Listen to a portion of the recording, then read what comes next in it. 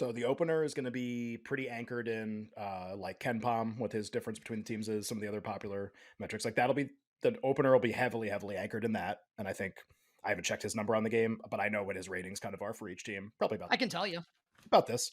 Yeah, if you want to log in and just grab it, I'd be curious. I would doubt he's far off from the opener, which was about this 4.5. It's been bouncing. So you mentioned it went back to 4 today. Great.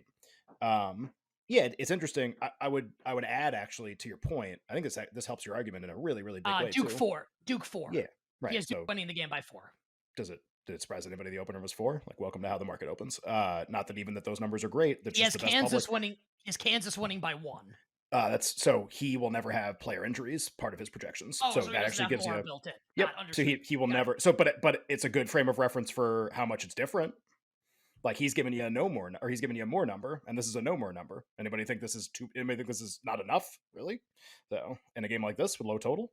So this game, yeah, I mean, you hit on it. So the obvious question in the first game is what is Moore's impact? Is it going to be exaggerated by the market, correctly accounted for, not accounted for enough? The obvious question in this game is how much do you learn from the two regular season meetings between the teams, both results and the markets for those games? And should we apply any of that to the handicap of this game? So you mentioned the Cameron game, which is the really wild game.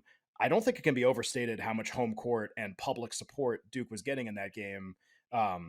All just kept taking money, couldn't stop taking money up to the start of the game. That opened like 9.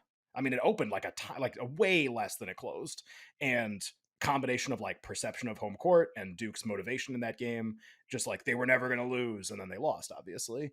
So if you try to like strip away all the extras in that game, okay, like let's create like a range of how much better Duke and Carolina would be on a neutral at that point. Probably something like 6.5 or 7 would be like about right. And then I think the thing that really helps you is you look at the first meeting between the teams, and if memory serves me correctly, Carolina closed or Duke closed 3.5 or 4 on the road against Carolina in that game. I think it was 3.5. Actually, I'm quite positive.